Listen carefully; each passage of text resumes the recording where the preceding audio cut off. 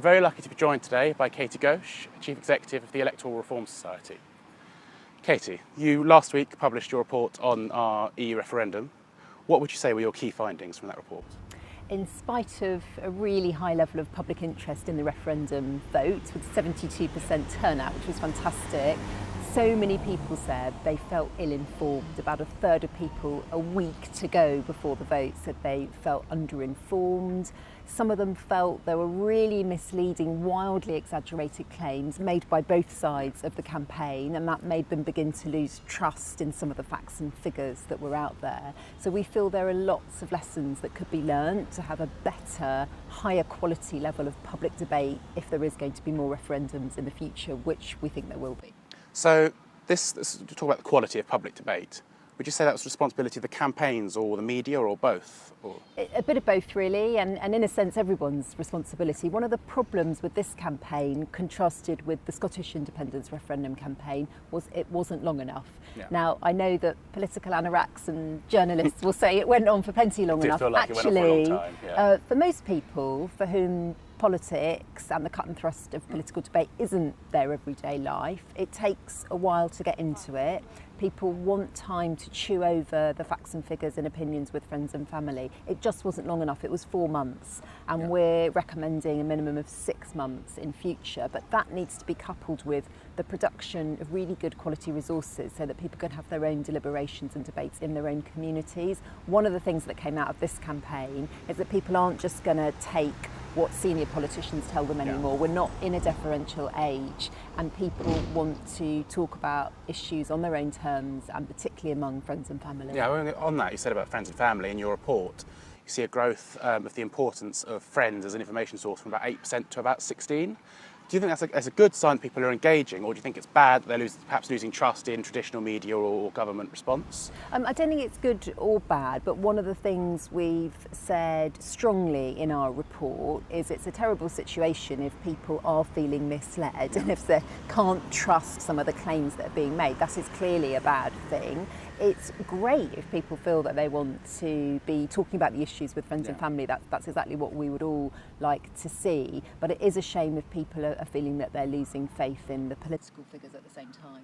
So obviously there's a huge amount of enthusiasm. Obviously, people are getting loads of information from their friends. There were huge sort of dinner table conversations, and I'm sure loads of people fell out with their family members, like some of us did. But how do we get that enthusiasm, the sort of public enthusiasm, shifted over to the general elections, where turnout is so much lower? And public debate might go on for a long time, but doesn't perhaps have the same level of engagement. One of the differences between a referendum and a general election, and it came out loud and clear with the EU vote, is that every vote counted. There wasn't a postcode lottery in a referendum campaign, and people really felt their voice was being heard. And a lot of people, some of whom don't bother voting at general elections, voted in this referendum. It was an issue that mattered. They knew their vote would count. Sadly, the first past the post system that's used in general elections, millions of people will live in a safe seat. They will not feel that their vote will count for anything, and that's something that we're really passionate about changing. So how would you change it? What sort of system would you use? Because obviously, I think in your chapter in the book, The Alternative, that's just come out, you advocate quite strongly for single transferable vote. Obviously, you also campaigned quite heavily for the AV referendum, which was quite unsuccessful, resoundingly so. Do you think the AV referendum should be almost ignored because people didn't understand it? Something Nigel Farage said AV only failed because people didn't understand how it worked or what it did. Or do you think we need to move towards, say, a referendum that says, do we need to reform the voting system, or do you try and start a new campaign for a single transferable vote? I mean, where do you see yourself heading? The priority is to have a dialogue, which is really happening now, about how the current system works for people, how first past the post is working, before you start leaping to a solution. And that was one of the best lessons to come out of the Alternative Vote campaign. Politics has changed out of all recognition since the Alternative Vote referendum. 5 million people voted for UKIP and Greens in the general election, and they ended up with 2 MPs, and that was all. And that was a game-changing election because so many people felt that their voices weren't heard and their vote didn't count. We're really excited that across the parties and among the trade unions, people are beginning to have an open dialogue now about first past the post. What does it really mean for our democracy, for our society, for our economy? And we're excited to see that. So as the Electoral Reform Society, what are you doing to try and sort of get this message out and work with the parties? So day in, day out, we're working with activists, members, politicians, people inside parliaments, people outside parliaments, to really get across the best arguments as to why we should now move away from the first past the post system. It simply doesn't work in a modern democracy to deny so many people their voices, and I think a lot of people are beginning to wake up to that now. So obviously one of the arguments that I hear quite a lot of people who are saying, first past the post works because it's simple, because you know who your constituency MP is. And something like AV or something like perhaps another system where you have lists of MPs wouldn't give the same local focus and would change local politics. Do you see that as a big issue, or do you see that something that can be overcome depending on the system that we choose? It's certainly an issue that comes up, interestingly, more among politicians than among citizens, but it is a legitimate issue, that this kind of local connection. There are systems that are more proportional, but still very much have a constituency representative, somebody you can look at, somebody whose advice surgery you can go to. So it's a myth that in moving away from first past the post, you automatically lose that local link.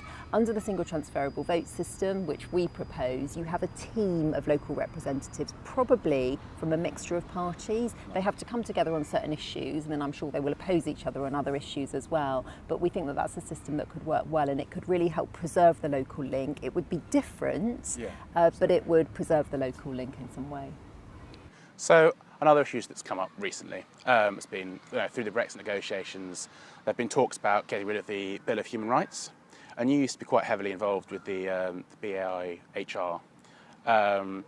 What are your thoughts on getting rid of the Bill of Human Rights, having our own Bill of Rights rather than being part of the European Commission? Do you think that's something we need to be worried about?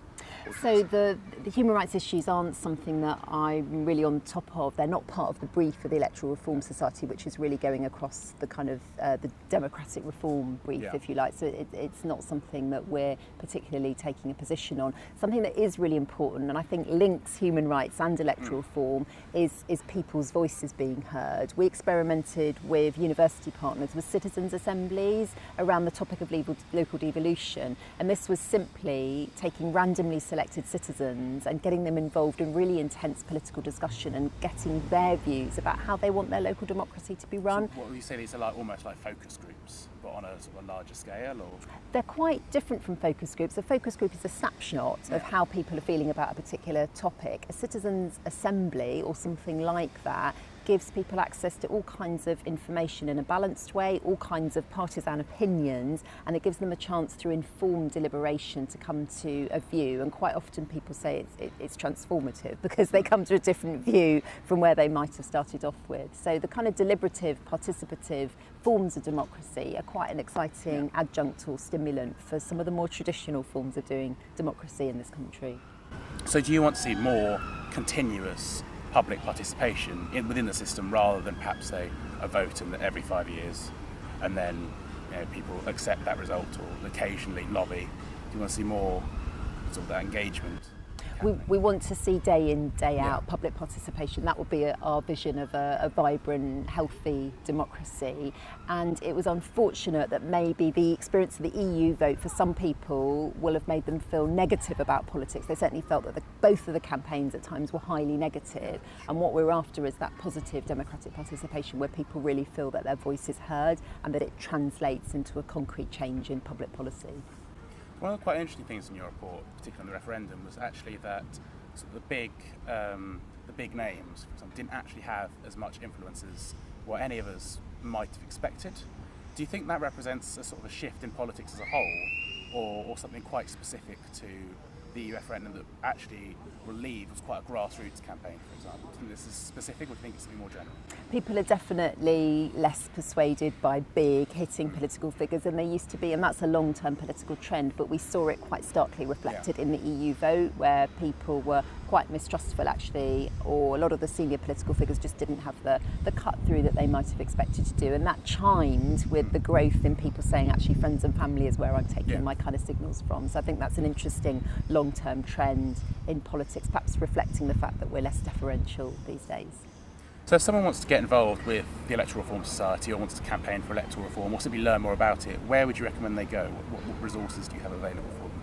look at our website, so Electoral Reform Society, if you Google us, we've got lots of information on our website. Very welcome to join as a member or as a supporter and get all of our information. Lots of people are getting involved locally as well. There are lots of democracy groups, there aren't specific Electoral Reform Society groups, so there's all kinds of local groups you can get involved with. We've got a fantastic gathering coming up, which anybody as a supporter would be welcome to come to in early December in London, and we're going to have a whole day where people can really talk about how they can get more actively involved.